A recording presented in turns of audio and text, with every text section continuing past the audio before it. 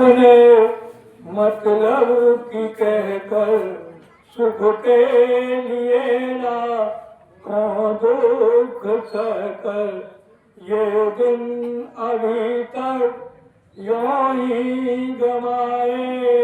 हे नाथ अब तो ऐसी गया हो जीवन निरर्थक जाने न पाए। भक्त भगवान से प्रार्थना करता है कि मेरा जो जीवन अब तक गया सो तो चला गया, और जो मेरा जो शेष जीवन है वो व्यर्थ नहीं जाता। जैसे कि इसमें एक उदाहरण आता है कि एक राजा शिकार खेल के आ रहे थे, तो दोपहरी का टाइम था, तो क्या देखते हैं कि लकड़हारा लकड़ी लेके जा रहा था। लकड़ी का वो जो उसके सिर था, गर्मी पड़ रही थी, राजा को दया ही कि देखो कितना परेशान है। तो राजा ने उस लकड़हारे को अपने आत्मा बुलाया राज में, और उसे कहा कि ये 10वीं का जो चंदन का भाग है आज हम तुझे देते हैं और तू अपना जीवन सुखी पूर्वक व्यतीत कर। और राजा को लकड़हारा क्या करता था, जंगल से लकड़ी लाता था, उनको आग में जलाता था, कोले बाजार में बेचता था, और उससे जो कुछ पैसे प्राप्त हो जाते उससे परिवार का बचाव करता। तो ऐसे ही हमारा जीवन है। हम इस जीवन को कोला बना बना कर बेच रहे। हमको ये पता ही नहीं कि ये जो ये लकड़ा है ये चंदन की लकड़ी है। इस शरीर की हमने कीमत ही नहीं समझी।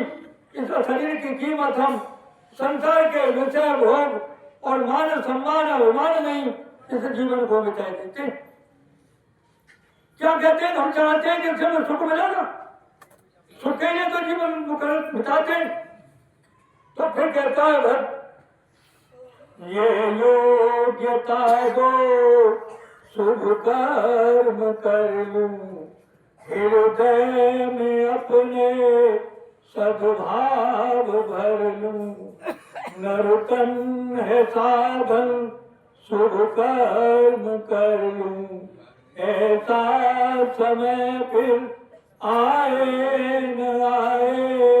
हे नाथ अब तो ऐसी गया हो जीवन निरर्थक जाने न पाए। अब जो शेष जीवन बचा है ऐसी हमें योग्यता दे ये परमात्मा के शुभ कर्म कर लूं। अच्छा, शुभ कर्म क्या है? शुभ कर्म परमात्मा की प्राप्ति, ये संसार से हमारा बंधन छूट जाए। अब तक हम अशुभ में ही तो लगे हुए, ये हमारा छूट जाए, ऐसी हमें योग्यता मिले। हम सत्संग सुनते हैं और सत्संग की बात अभी इनसे पूछी जाए किसी से भी, क्या गोपालानंद ने क्या सत्संग सुनाया था, कोई बता सकता है? नहीं बता सकता। और तुम्हारा किसी ने अपमान कर दिया हो, तुमको किसी ने गाली दे दी हो, तुम्हारी किसी ने हानि कर दी हो, और 20 वर्ष पहले उसको भूले हुआ, उसको भूलते नहीं। कितनी विचित्र बात है। जो कल्याण की बात है वो याद नहीं रहती, और जो सदैव दुख देने वाली बात है उसे हम भूलते नहीं। जो हमें भूलना चाहिए उसे तो हम भूलते नहीं, और जिसे हमें याद करना चाहिए उसे याद नहीं करते। हम इतना थोड़े से जीवन में इतना बैर बसा लेते, इतनी हम एक दूसरे से दुश्मनी बना लेते। और भगवान भक्त कह रहा है कि ऐसी हमें योग्यता मिल जाए कि इस जीवन में शुभ कर्म कर।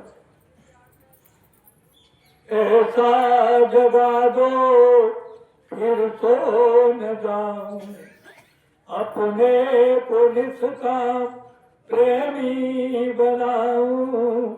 ऐसा जगा दो फिर तो न जाऊं, अपने को निष्काम प्रेमी बनाऊं। नरतन है साधन, नरतन है साधन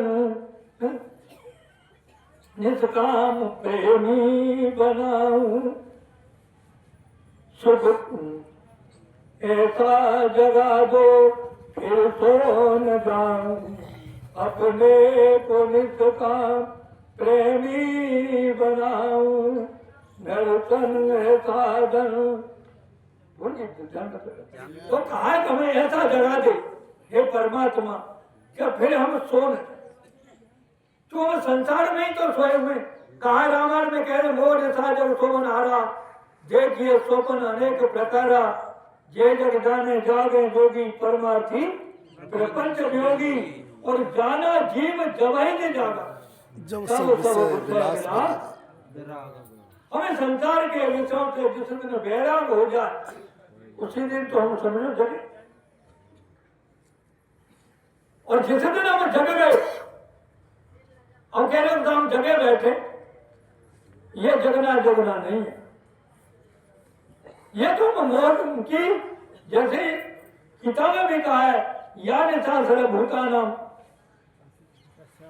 या निशा सर्वभूतानाम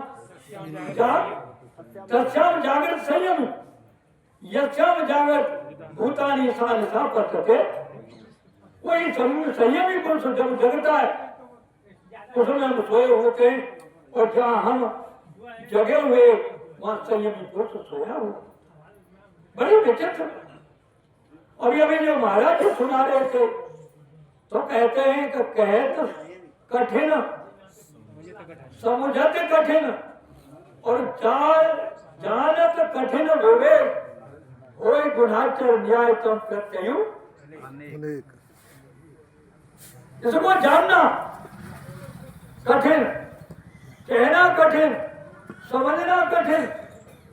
जैसे कोई कीड़ा और आकृति बना देता है, अब उसे हर आकृति में किसी ने राम लिख दिया, ओम लिख दिया, तो उसने राम समझ के नहीं लिखा, ओम समझ के नहीं लिखा। इसका समझना बहुत बड़ा विचित्र है।